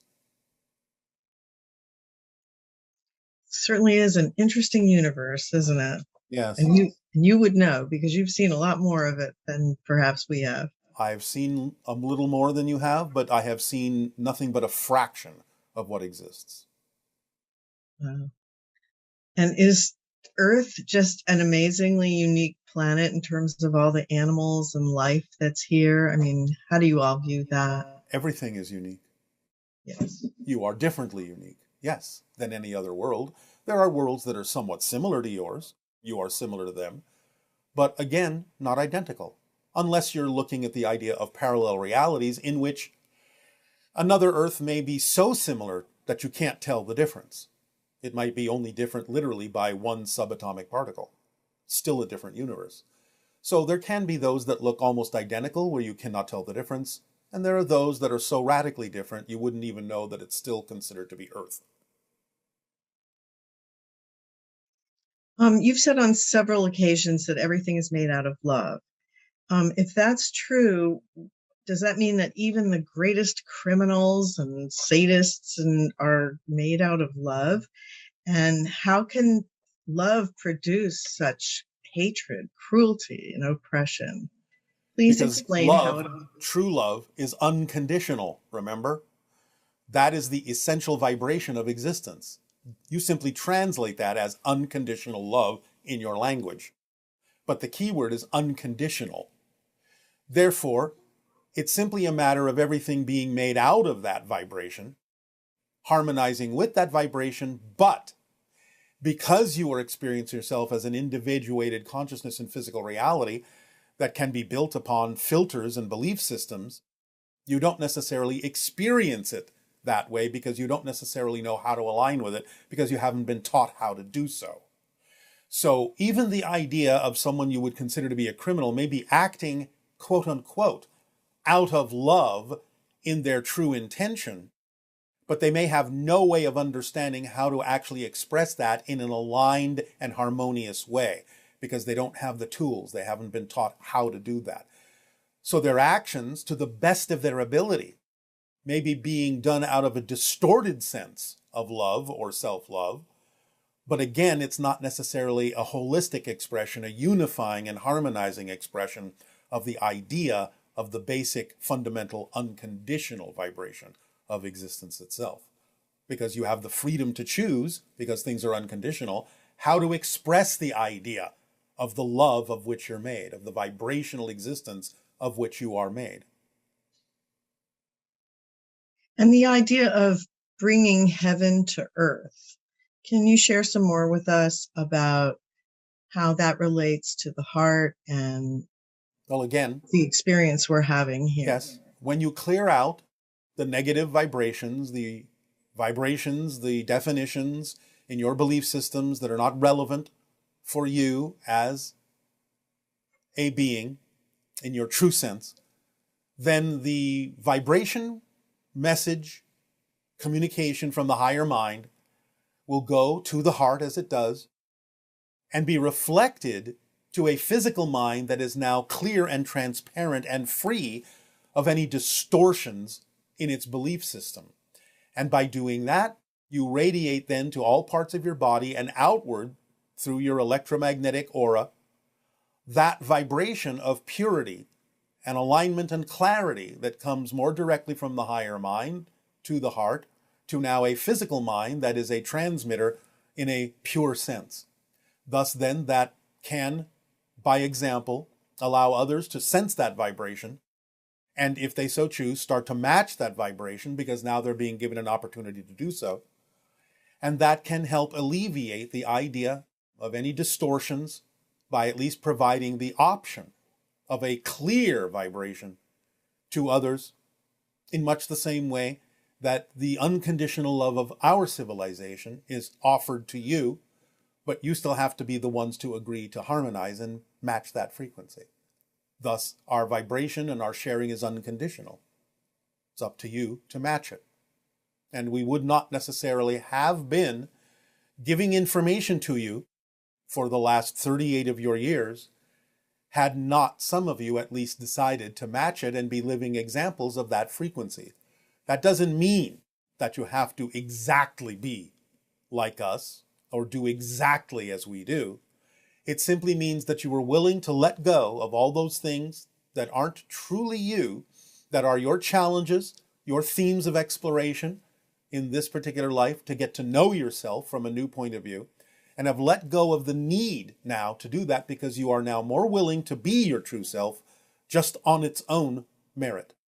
And thus then you have elevated the frequency of your entire world and given many people more of an opportunity, as you align with any source of unconditional love, to allow themselves to align with those sources as well, whatever they may be, whatever works for them, and increase the likelihood and the probability of more people choosing to navigate themselves through different parallel versions of Earth over and over to ones that are more and more reflective, like a mirror, of the vibrational choices you have made to be in harmony and in alignment with the unconditional love of all that is. Thank you. If you don't eat chocolate or drink wine, how exactly do you celebrate Valentine's Day on Ascension? And do the hybrids go through adolescent crushes like people on Earth do? We don't celebrate Valentine's Day on Ascension. That's a holiday on your planet. Our children do not go through teenage crushes. These are not relevant questions for my civilization. We are always in love. We are always harmonious. We are always balanced at this point in our evolution. And we do not have the idea of holidays in the same way you do. Okay. And in your travels, what is the most number of hearts that you've ever encountered in a single being? 5. And how does that play out in terms of the expression of the being, or what does that mean? I guess it's different for each civilization, but yes. I don't know if there's anything you can share with us about the nature of a civilization where people have 5 hearts. Yes, although the most common we have ever encountered is 3 hearts. This again is representative of the idea of the triad, the trinary function of all that is the Trinity, so to speak, where the vibrations of the hearts bounce off and reinforce each other in a very particular geometric format. It's very stabilizing in that sense for these particular civilizations that we have encountered, where the beings have what you would consider to be 3 hearts. It doesn't mean that they're hearts in the same way that your heart is structured, but they function similarly. The 5 heart beings perform a very specific kind of function with regard to the heart connections being connected to different aspects of nature or spirit. In other words, each heart serves a function of making a connection to a different aspect of their reality. They can actually switch their focus and their concentration from heart to heart to amplify and magnify their connection to different parts of nature and their particular experience of reality. It's quite unique in our experience. Amazing. Are there like negative oriented entities in 5th density? The only level at which you could say that something might in some way be negatively oriented in 5th density is the lower astral realm, where you can have spirits that have unfinished business, may not even know that they're dead, may be harboring and holding on to old belief systems that don't let them to pass on to higher realms of spirit. So you can have that experience in the lower astral realm of non-physical reality, which is 5th density. Okay, and how do non-physical and quasi-physical beings experience laughter? Do you all laugh? And Yes, we do. The idea, again, is that it may be experienced as an overwhelming or larger infused sensation that is more expansive than just being contained within the physical parameters of a body. It's like suddenly being filled with light, would perhaps be the closest analogy we can make. And I think you mentioned if you actually started laughing when you're when Daryl's in the channeling state, that it would wake him up or make him come out of the state? It would cause a disconnection because the laughter would be centering for us.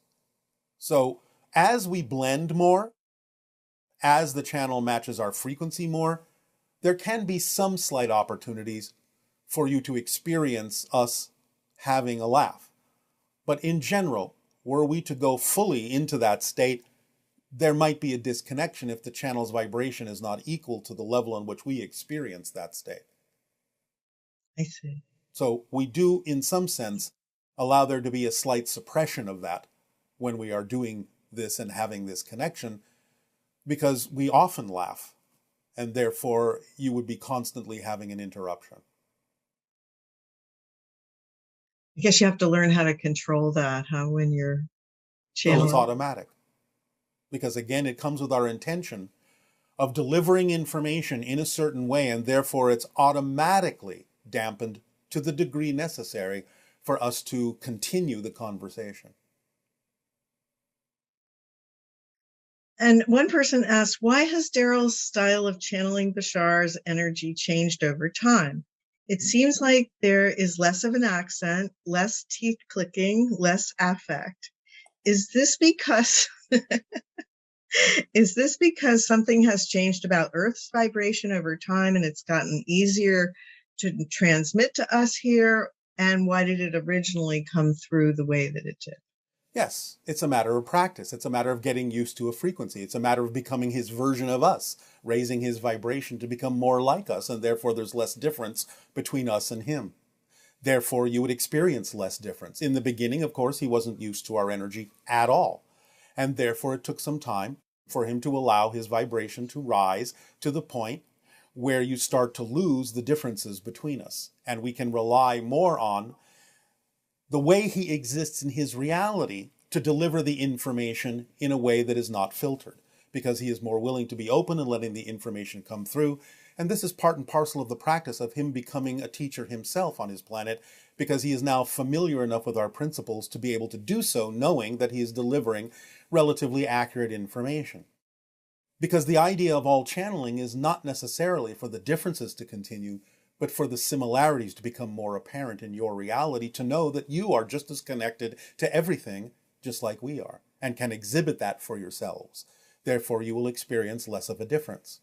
There will be a few things that may remain, so that you understand that there will be a perceived difference on a minor level. But nevertheless, the idea is for fluidity and flow to take over, so that the information can come through, whether from us or from him, to the same degree. Wonderful. And the idea of the teeth clicking and other things like that is simply that from time to time, there may be something that we are doing for which there is no translation, and so his body must react to something, and therefore it will be in a non-verbal, non-linguistic fashion that lets you know that something is going on our side that you may not be aware of, that you may not be seeing fully, but the clicking and other affectations may let you know that something is going on that's not being translated fully. And that's true sometimes when he moves his hands, Yes. He's actually mimicking something you're doing on the ship, right? Yes.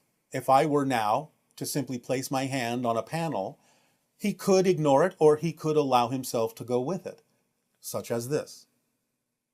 It just depends on how connected he may be at any given moment in a certain way, whether it's relevant for that expression to be shown, because there are many things we are transmitting to many of you that don't come through verbally.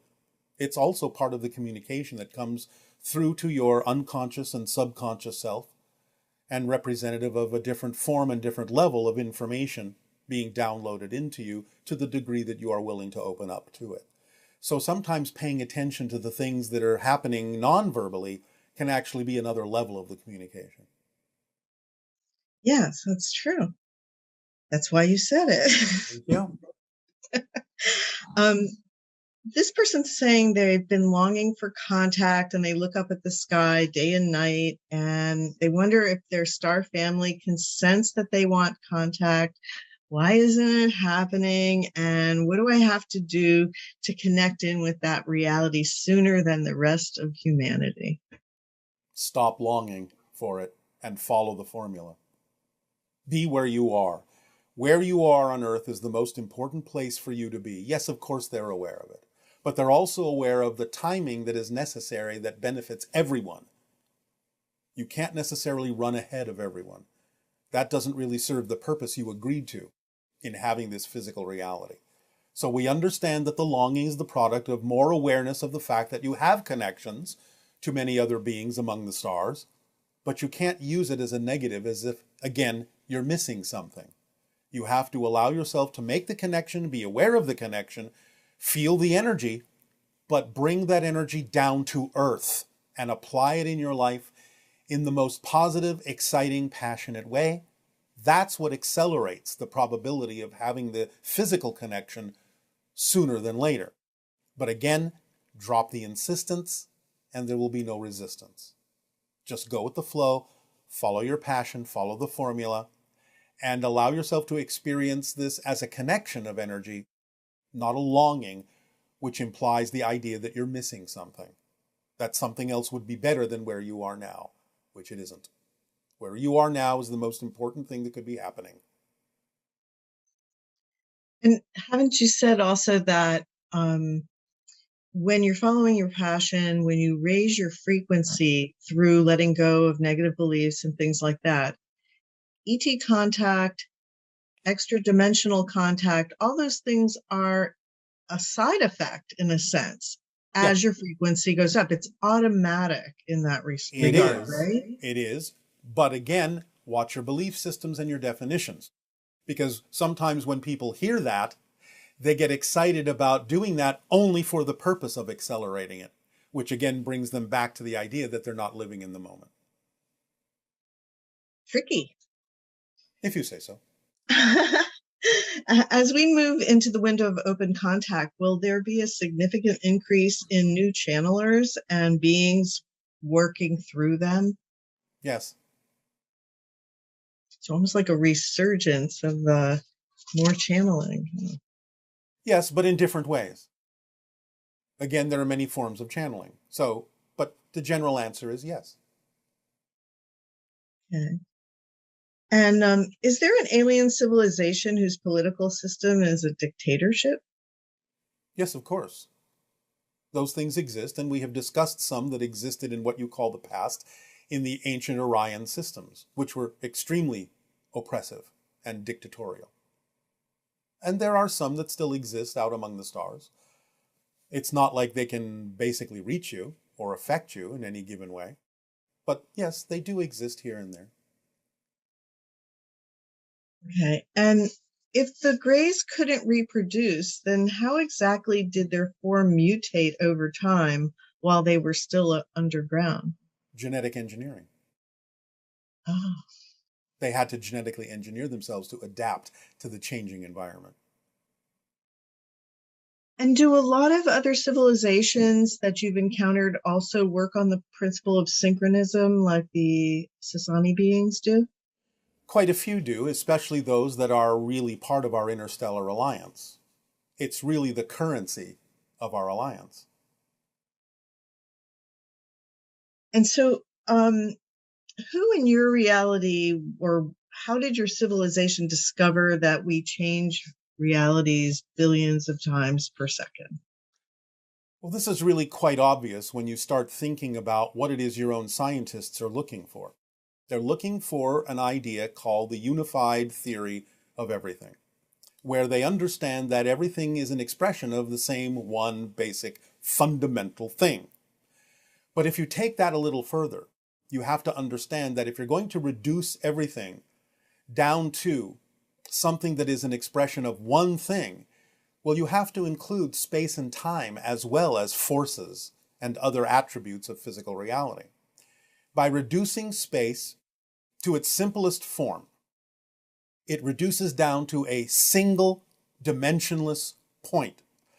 By reducing time down to its simplest form, you reduce it down to a single timeless moment. If you understand that everything is one thing, and therefore even space and time are reduced to their simplest components, then the experience itself of being capable of experiencing what appears to be vast space and vast amounts of time must be a projection that all exists at the same time, and therefore you logically conclude that what appears to be different locations and what appears to be different moments must all inhabit the same now moment and the same now point.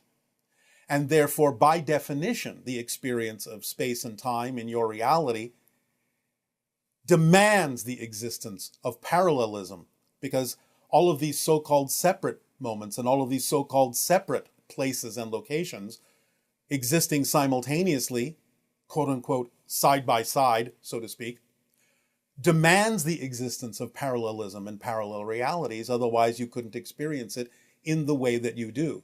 So if everything is truly one thing and happening all at once, so to speak, then the only way that can actually exist and give you the experience you have in physical reality is for there to have everything happening in parallel. So once we realized as a civilization that everything was truly one thing, for us, the conclusion was logical that there must be parallel realities. And from there, we were able to formulate the idea of what for each reality might be the tick of the clock and the rate at which you may pass through these different realities to create the illusion of space and time and change. It was a natural extension of the understanding that everything exists at the same time and in the same place. Thank you. Yes. This question is, why do black holes usually lie at the heart of galaxies? Are they really just supermassive black holes, or do they have an element of higher intelligence? And why does that have to be mutually exclusive? It can be a black hole and have higher intelligence. So the idea is that they form the anchor point, the seed, the core, the kernel of the galaxies. They create the template, vibrationally, gravitationally, the grid on which galaxies are born, so to speak, are placed, come into existence. They are the initial blueprint of the idea of the formation of a galaxy. Now, there are some exceptions. We're not going to go into that right now. But fundamentally, for the most part, supermassive black holes, which do exhibit a type of intelligence, carry information in a way that lays out the template for the galaxies that they wind up at the core of. Okay. And there was a question about Sasquatch and why we never find the remains of Sasquatch physically here on Earth. Yes. As we have said, Sasquatch can go into other dimensions, other levels of reality, parallel worlds, and so on and so forth. The Sasquatch in general, though there are some differences in how they do this, have a particular level of reality, a particular place that they go to where many rituals are performed, including the idea of the rituals of honoring their dead. Their bodies are simply not left behind. They are taken to that slightly altered physical reality, slightly altered dimension of experience that's still quite physical, but doesn't really contain any other life. And therefore, they deposit their dead bodies there and perform the rituals there that honor them. It's really interesting. Yes. They have a whole culture you know nothing about, whole places they experience you know nothing about. Wow, it's just, and that was our natural evolutionary path to become more like that. It is what you would have become had you not been altered by alien genetics, yes. So, as you know, we've had some pretty momentous things happening here on the planet right now, and it's a great concern to a lot of people, of course. And so the one question is, why did Putin invade Ukraine? All right. I'm going to make a connection in order to give you the information that we are allowed to give you. This connection is to what might euphemistically be referred to as the Interstellar Alliance Council. So I will be speaking on their behalf as well as on the behalf of myself. One moment.